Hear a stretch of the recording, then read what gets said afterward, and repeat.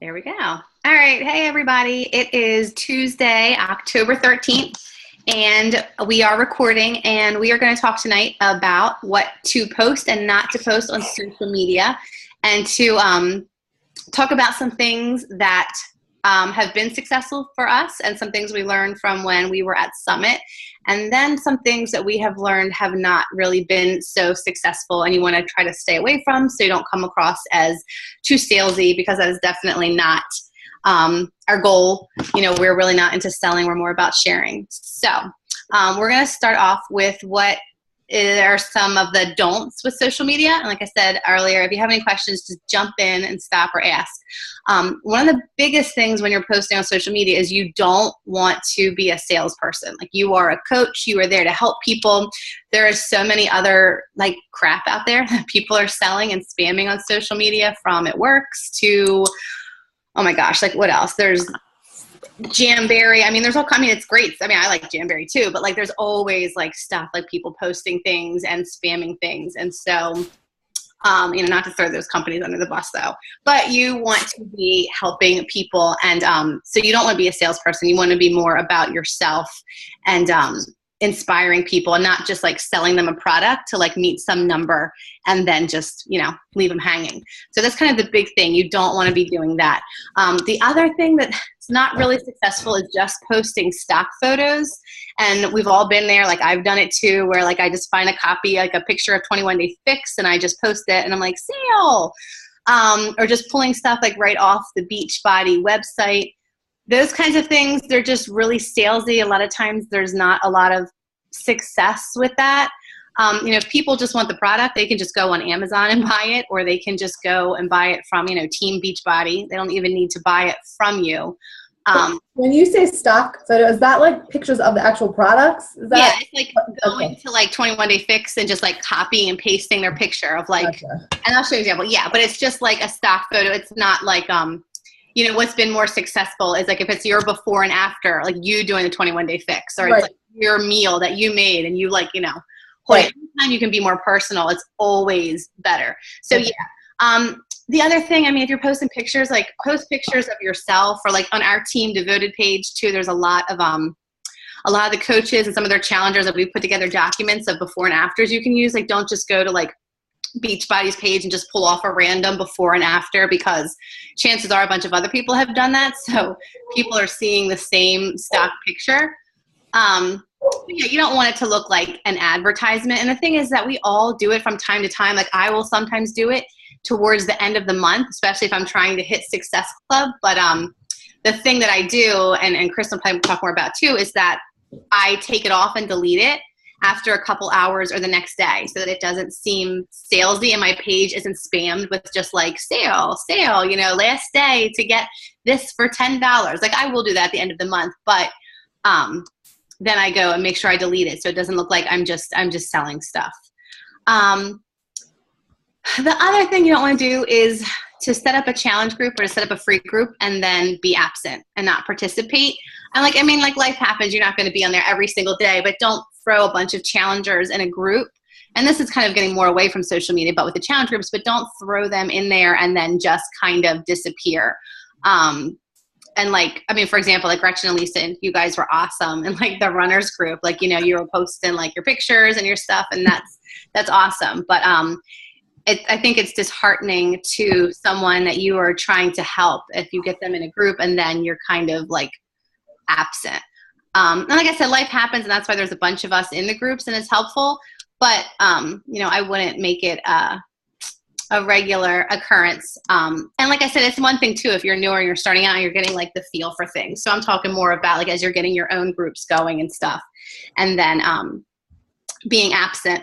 The other thing is that when we talk about posting on social media, you don't want it to just be fitness related. It doesn't have to just be fitness. You want to show more. I mean, you also want to show like who you are as a person. You know, why you're relatable and things like that. So a lot of times you'll hear post 3 times a day on social media, and that could be one time on your personal page, that could be one time on Instagram, one time on Twitter, on your like page, whatever, but only like one of those 3 posts even needs to be fitness related. And with fitness related, I mean, it could be a healthy meal, it could be your workout pic. It could be your kids like doing yoga. It doesn't have to be like, here's my Shakeology. Like, I love it. So it can be anything, but then just, as long as you're like posting and sharing, even if it's just like random stuff, you're still putting yourself out there and showing that you are a real person and you're relatable. Because the other thing too is if you're constantly posting about like, oh, I did my workout, and oh, I did this, and oh, I'm like eating this. People too, that might turn some people off because they might think that what it's so hard to relate to you because they're thinking, oh my God, that person's so perfect with their fitness, or they're so perfect with that. Like if you're sitting down, you're eating like a Reese's cup, like I'm like, take a picture of it and be like, see, I like to eat this too. Hey. So anyway, so those are just some of the things, that don't do as well on social media. But one of the things too is like the stock photos, like I said before. A lot of times, like if you go and scroll through Instagram or something, you'll see a lot of them where it's just like a photo. And then let me see, while we're talking about that, if I can give you an example of where I put my document, and then I'll screen share once I find it. Of course, I'm going to have trouble finding it now that I'm talking about it. All right, where did it go? Oh, well, Chrome crashed, so maybe not. Does anybody, I'll keep looking for it. Does that like make sense? Does anybody have any questions? Did I go through that kind of fast? I know it's kind of like rushing through it. Okay. So it looks like it crashed my page that I had stuff on. So I will try to throw that together really quickly. I'm just looking through and seeing if I have any more of it.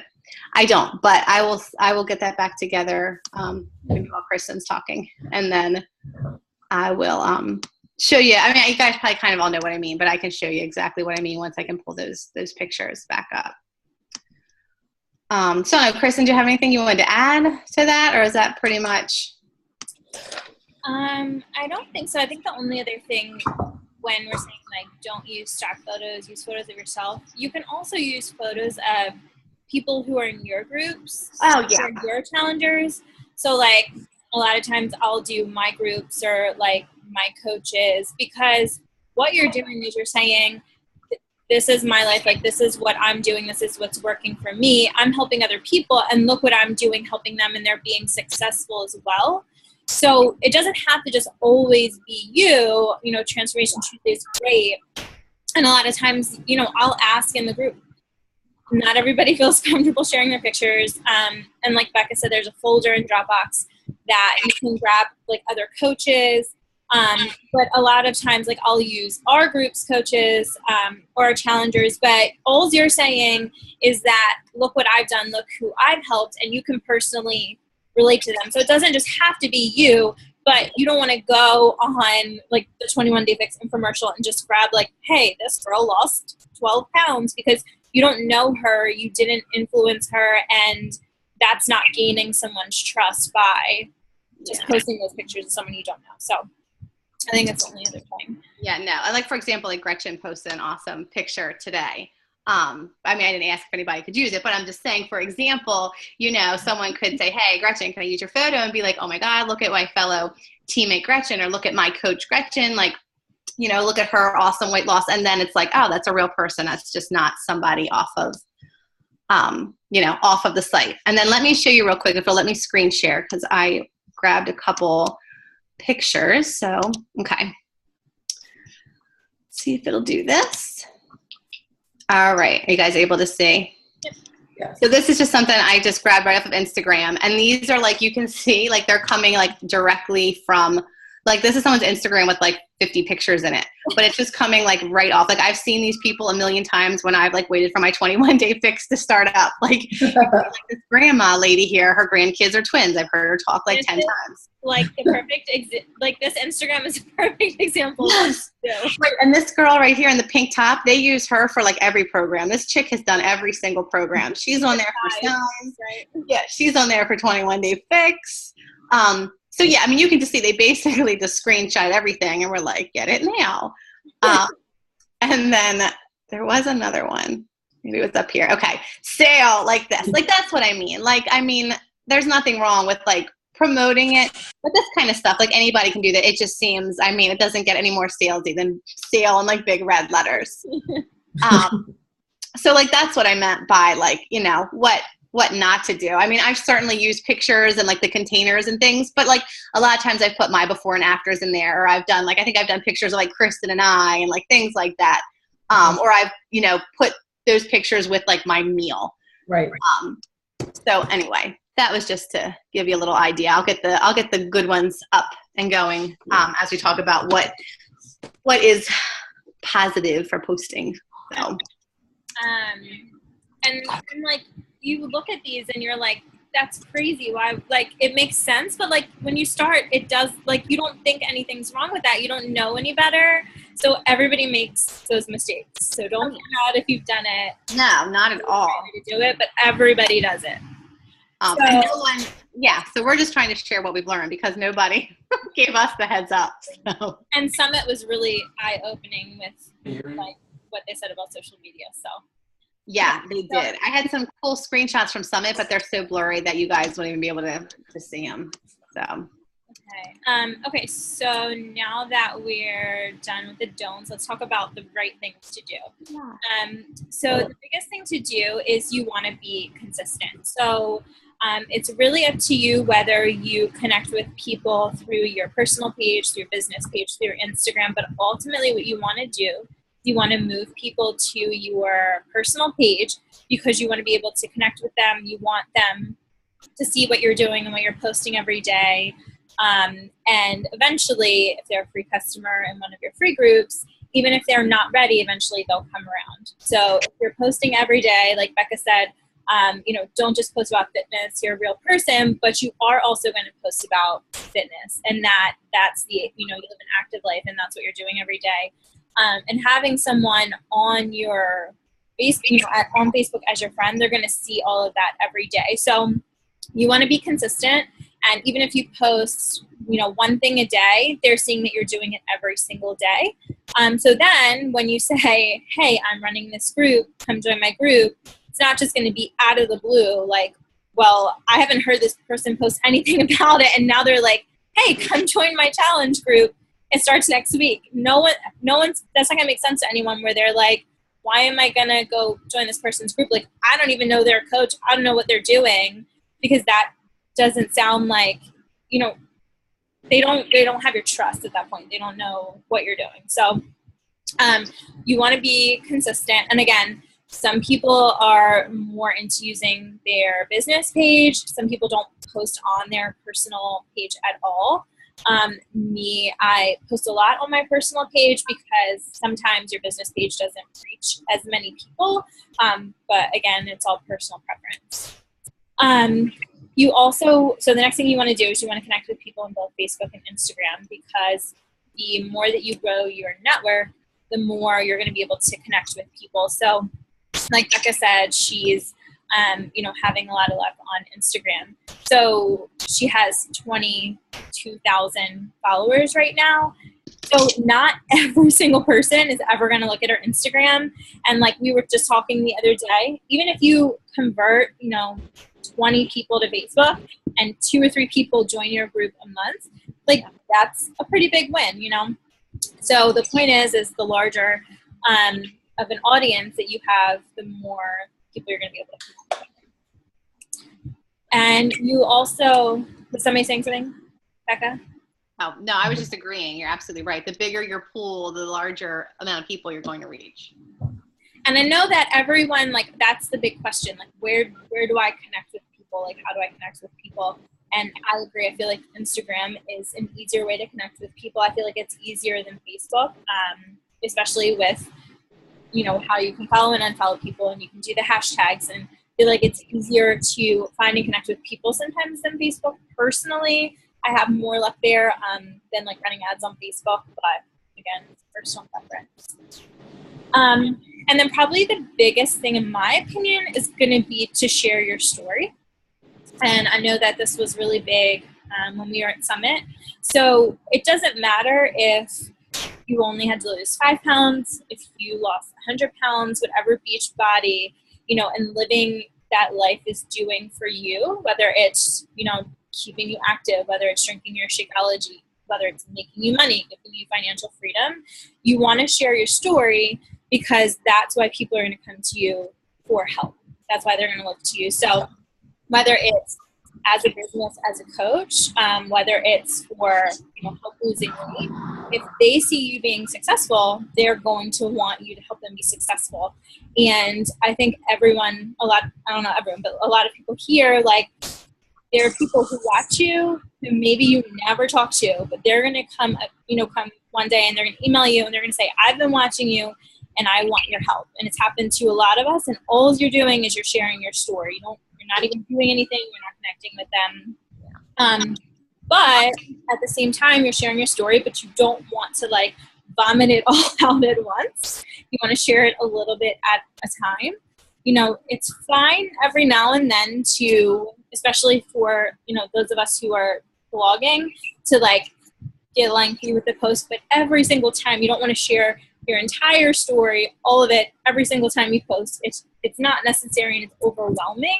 You just want to share a little bit at a time. You also want to post your own content. So I know that it's hard, especially for me, because I work full-time. I work like a lot of hours every week. So sometimes it's hard to be able to create original or, really good, valuable content. But at the same time, if you are sharing other people's content, then it kind of takes the value away from what you're doing. And that's, sharing quotes. I think it's fine to share articles from, like Women's Health or from Beachbody or whatever every once in a while. But you also want to come up with your own content, even if it's just your own workout picture or your own meal that you're, putting your logo on or your name on, whatever. But if you are going to share someone else's content, which again is fine from time to time, you at least don't want to share something that's like from another coach with their name or logo on it, or someone else's workout picture. So I think there's a happy medium. But if you are going to use someone else's, you just want to make sure that like I'm not taking something from Becca and leaving like Becca Welch on it, because that's not going to make sense to me being a coach either. Well, and some stuff, like, it's kind of for a second, like the stuff that we share, like on our team page and stuff, like that's different. Like we're putting it out there for everybody to use. But yeah, like if Kristen, like, were to take a picture of like me and my kids, like, and share it, I mean, like, what the heck? Like, right. So we mean like stuff like, yeah, like that. Or like, some of the top coaches, they have these things and like their name is just all across it. Yeah. And sometimes it's really great stuff, but yeah, 100%. Like, and it's also different. Like if you want to share a quote from like Shaun T or from Chalene Johnson, like that's different too when it's a celebrity trainer. But like I'm not going to go and take Kate's stuff and post like a picture of Kate working out with her kids and like post it on mine, like, I'm doing the Shakeology for my baby today. Yeah, so like there's a happy medium. And then so the biggest thing, and I think we said this in the you don't want to be salesy, but the biggest point is that you're selling you. You're not selling what the product is. So you're selling what you do. And I think that, especially like I know Kate and I know Becca, like, and myself, like we're really passionate about the products and about the programs and about coaching and, the girls on our team and what we do and about Summit. And like, we really mean it. Like, we really love it when we talk about it and when we talk about it to our groups. And I think like even Kate's videos, like when you watch them, like you can just tell. But like, you can tell she loves what she's saying. She loves what she's doing. She's not like just talking about like 21 Day Fix and it's so great and it's so great. Like she's talking about why you should be healthy, why you should love yourself. And that's the point, is that you're selling yourself and who you are and what you're doing to help other people, not, well, hey, just come buy my 21 Day Fix because I want you in my program. Because really, that's not why you're a coach. Like, you're not just in it just to sell a program. And I don't think anybody here feels that way. But you're selling yourself, so that's why, again, when you're posting, you want to post other things about yourself as a real person.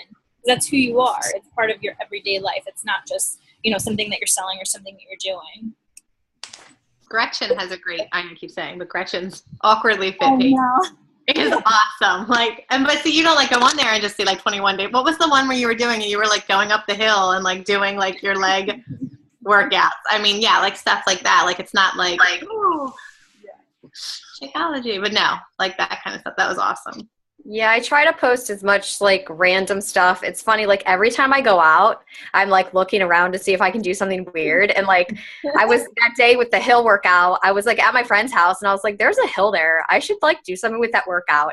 And she's sitting there crocheting and I was when you get a break, can you video me? And she's okay. If you haven't seen it yet, it's hysterical on her. Yeah, I mean, it was funny, but it was really funny. Yeah. Good stuff. And then, I think a big thing is to be positive. You want to be positive about what you're doing and you don't want to post things about being negative or ranting. And, I think sometimes me personally, everyone is human. And I was messaging Kate today. I'm telling her, I'm getting off track. I need your help. I'm starting a new round. It's 21 Day Fix on Monday. I need you to hold me accountable. We're real. Things happen. We fall off track. You lose weight, you gain weight. And that's just life. So I'm not going to pretend that I'm perfect. I'm not going to pretend that it's easy and that you're never going to have any challenges. But I'm not going to go on my Facebook and go off on a 10-minute rant about how I'm off track and life sucks and I hate it and I can't believe it and I gained 3 pounds and I'm not going to do that. I'll say that I'm real. And Kelly, I don't know if Kelly's still on. I saw her get on and get off. But, what she just did a couple of weeks ago, she was saying, when she just started her 21 Day Fix and she posted a video and she's and I want to do this and I want you to do it with me. And that's real life. That happens. That's real life. But she did it in a way that she's not going on and she's not ranting and being negative. I would want to do it with her because I want to do it with her and I want to do it alongside of her, and that's what you want people to do. You don't want to just if I saw Becca bitching on Facebook for 10 minutes about how she fell off track and life sucks, why would I want to join her group? I'd be no way. Yeah. So if you're going to post, you can be real, but you also don't want to be negative or bring other people down. Yeah. And I think the last thing, Becca already said about the sale, if you are going to venture out and post these, salesy posts, I think it's fine every now and then, especially when you're, at the end of the month and you're trying to, scramble for your Success Club last 2 points or whatever. But you can put it up, you can take it back down. And I do that on my Facebook sometimes. Especially if I'm, putting up a post, I'll look to see how many views it got. If it's not doing well, I'll delete it and then I'll put it back up later. You can do that, put it up, take it down, delete it when you're done with it, but you don't want your page to look the biggest one, I know we laugh about it, but are these wraps. You look at people who are selling the wraps and that's all you see. They have them on their cars. They have the logos on their cars now. Yeah, they do. Yes. It always says text me. Text me. Yes. I'm you're a rap person if you're telling me to text you.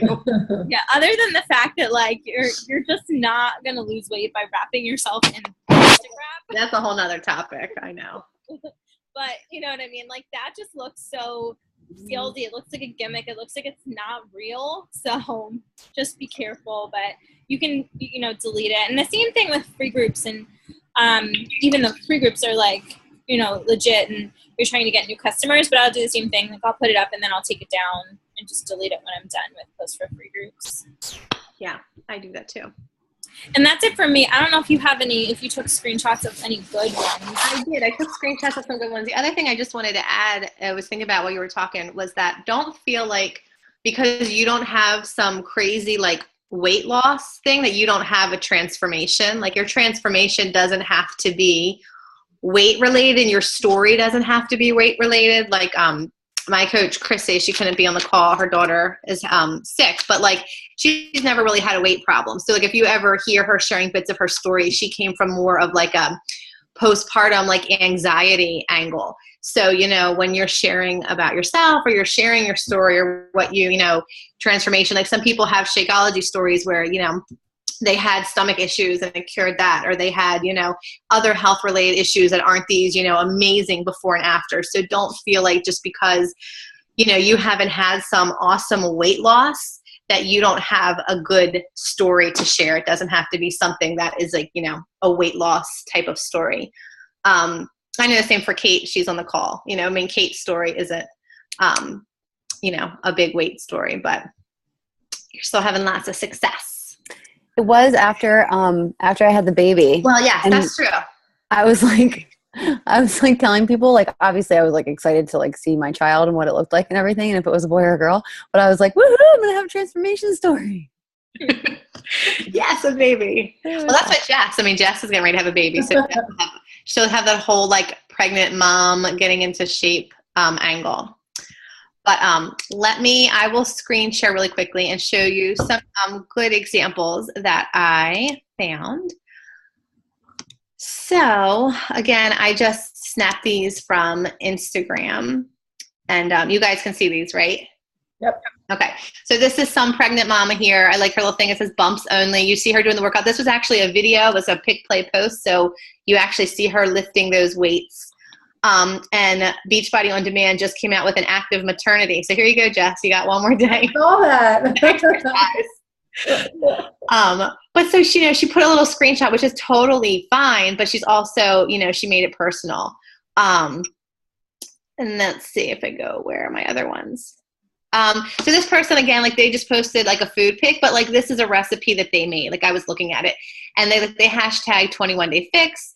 But, they put in a little blurb about their veggies and like just a picture of like, it wasn't like a screenshot. It wasn't somebody's meal that they took or pulled off of, a 21 Day Fix site. Like it was their meal that they made. And this last one, again, like this was just, again, it has some of the stuff from the 21 Day Fix. But again, like you see the real picture of, the person. She's got her real meal with the little containers in the corner, that kind of stuff where you're kind of seeing, the real life aspect, her face.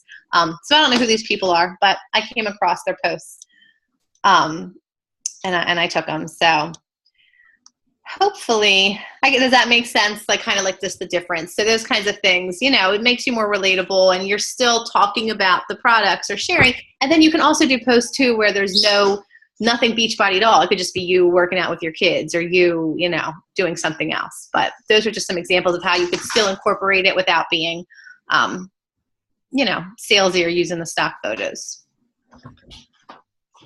So something else to add for like the newer coaches, I feel like everybody but really me, Becca, and Kate is like, you don't have to focus on every aspect of social media at one time. Like you can do it a little bit at a time. So if you want to focus on your Facebook business page, focus on your Facebook business page or on your Instagram. Like you don't have to tackle everything at one time. You can do one or the other. It's overwhelming. It's a lot. So focus on one thing. Yeah. So do you guys have any questions? Any of that confusing? Did it make sense? Like I said, nobody's perfect. We're still learning too, but those are some of the things that, we heard at Summit and we found have worked for us so far. Kristen, do you have a Facebook page? Mm-hmm. I know you have a personal Facebook page. Do you have a business page? I do. It's Soul on Fire. Okay. Yep. And so what I try to do is, and this was, I don't remember where this was from Becca, but when we were talking about social media before, like the best way to balance out, I can't remember who said it. Oh. Yeah, to balance like what you're posting. So like what I try to do is like so at first I was very hesitant with posting on my personal page because I'm like, I don't want to be annoying. I don't want to overwhelm people. But then I had people start reaching out to me like, I'm seeing what you're doing, like the ones that I put here and there. And they're like, I see what you're doing. Like, I really want you to help me. People I haven't talked to since high school, friends of friends, people I used to work with. And so I was like, I mean, if you're posting a little bit, and, you know, I try not to be like really overwhelming, but if I'm posting it, the more I post, like the more they're going to see. So like I try and post like some things on my personal page, and I try and post some things on my business page and my Instagram, but like you don't want to put the same thing on every single aspect of social media you have, because then that also is like overwhelming. So I just try to balance out. If I put something on, you know, Instagram, for example, I'll share it to my normal profile. And then sometimes I'll put something different on my business page, like at a later time in the day. So if you're going to use your personal page, like that's the only thing I would suggest, is try to even out how you're posting. And to also, I mean, it's totally fine to recycle your posts. So if you posted something, you know, like especially as you start to build everything up, you know, a lot of us use Buffer.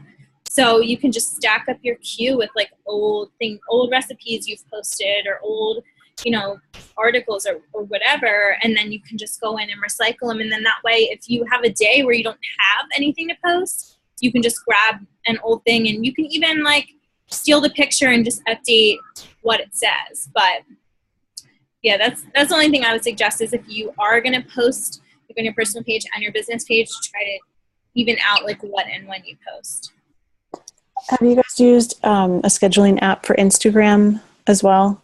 I got an email that there was one available. Yeah, I saw that. I was going to ask you, Becca. I haven't used that yet. I haven't, and some people have been asking on the Diamonds Team on Fire page, and I haven't even heard a lot of people, because there's, you know, Nate Rosano's on that page, some other people who do a lot with Instagram, and people were actually asking how it was. So I haven't really heard anything from anybody yet who's actually used it. I haven't used it. I think it's called like Hopper or something, Mm-hmm. right? Yeah. No, I should look into it. But Buffer is awesome if you're using. I don't use Twitter, but you can use Buffer into your Facebook page, your Facebook groups. If you do it into a group, it's $10 a month. Well worth it, especially if you're running multiple groups. And then into Twitter if you're using Twitter, but I don't use Twitter. So, but it's. And Twitter actually has a scheduling app hidden in there. I learned that through Periscope too. So if you're a big Twitter person but you don't want to pay for Buffer, they have a scheduling thing in there. Made me think of something else. Just on Instagram. You also learn as you post, like what times, like when things get the most traction and when people are seeing your stuff. So if you have a like page, it'll actually show you numbers. If you have a personal page, you can just kind of tell by how many people like it or comment it. Like, but for me, and I know Kristen, we were talking about this, I think in Nashville, like I know a lot of people see my stuff because it's a lot of moms and things like that, either early morning or like 7, 8 p.m., 9 p.m. at night after the kids go to bed. And I know with Instagram gets the most traction pretty much overall at night, because a lot of people, you know, some article I read where they did, you know, a study on Instagram, people like look at their Instagram in bed, like when they lay down at night. So if you're ever like so if you're putting up, so if I put up like a salesy, like if I'm promoting a free group or something on Instagram, I never delete it until the morning, actually. Like I leave it up overnight, because that's usually when I get the most comments or the most people to leave email addresses, because people lay in bed at night and they scroll through Instagram. So another little tip. And you'll learn. It just takes like playing around, you know, with it and find out what works. But if something really seems to be working for you, then, you know, you can focus more of your, you know, time and energy into that. But at first, like, it's hard to tell what works for you. So you kind of play around and post a little bit everywhere and find out where you're getting, you know, a lot of comments or a lot of, you know, interest. So. But definitely the best way to get started, in my opinion, is to start with the free groups, whether you're going to help run one, whether you're going to run one yourself, depending on what team you're on. And everybody's on our teams anyways, other than Kate. But depending on how you're going to run it, that's the best way to connect with new people and to start, you know, building a relationship with them and find out what their goals are. Because even if they're not ready now, like what you're doing is to build a relationship with them long term and to help them. So you want to like open up that dialogue, bring them into a free group, and then that way you can stay in contact with them. And then eventually when they're ready, some people will be ready later. Some people will never be ready. It's just the way that it goes. But I think free groups are the biggest thing, the biggest way to get started. It's just a great way to build trust, because the whole idea of the free group, it's like if someone never buys anything, like it's okay, because the whole idea is to help people and provide them with stuff. So like that's also, if they don't know you and you're pulling them over from Instagram, or maybe they see you have a mutual friend, they see your post and they join, they get in those groups and they realize like, okay, these people are not trying to like just sell me on something. They're not just trying to hook me with something. Like, you know, I always try to make sure that like our groups, and I know some of the templates that we've gotten from like the Team Devoted page, like my coach's page too, like it's always good, like valuable content. So the whole idea is that like, even if they never buy anything, they never become a customer, like, you know, we're still there to, you know, support them. It's not like, you know, the next month, that's why I always say people can come back month after month. It's not like, oh, you didn't join my challenge group this month? Sorry, like no more free groups for you. So, you know, there's always, you know, the help is there regardless. Obviously they're going to get more help in a challenge group, but the whole idea of the free group is that, you know, they're getting to know you and build trust and realize you're not just there to try to sell them something and stop, you know, paying attention to them. So. How many people on average do you have in a group?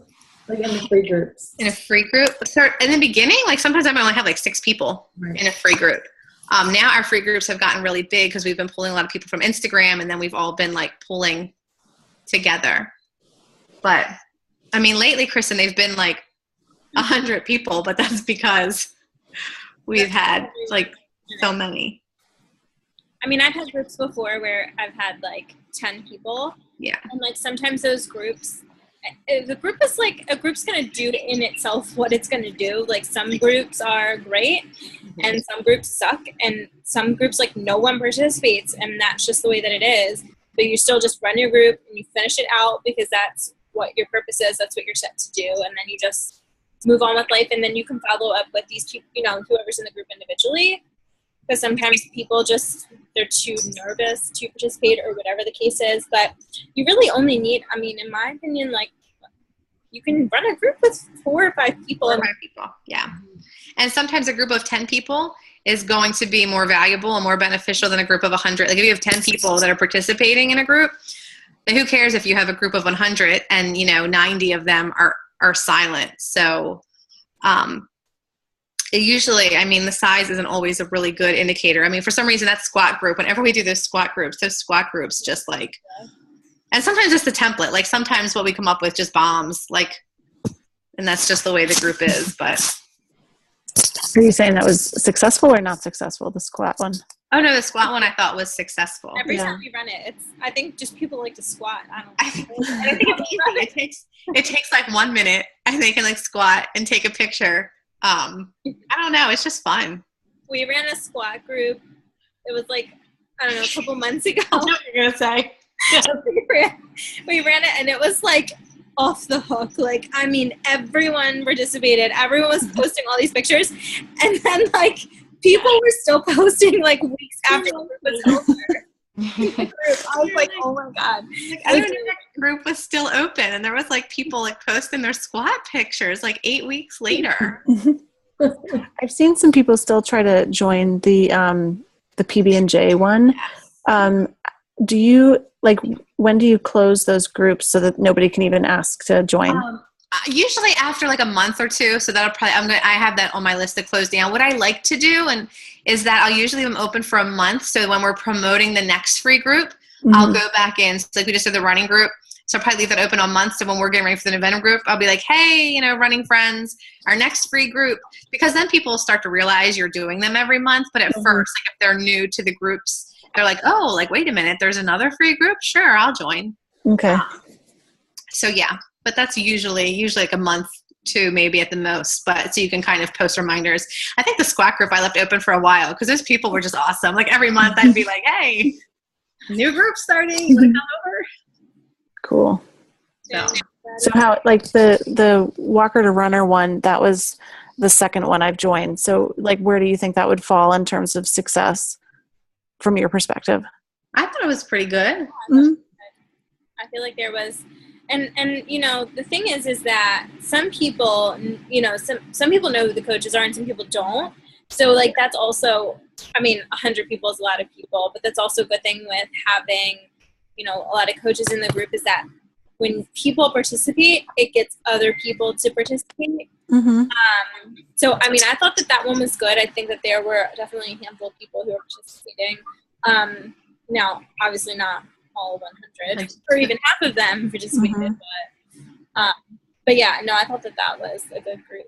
And you never know. I mean, I've had people in groups too who are like, oh, I love that group so much. And they did nothing in the group. Like you would not think, but they're just shy or they weren't comfortable or they just kind of did it on their own. They didn't really need the motivation. They just wanted the information.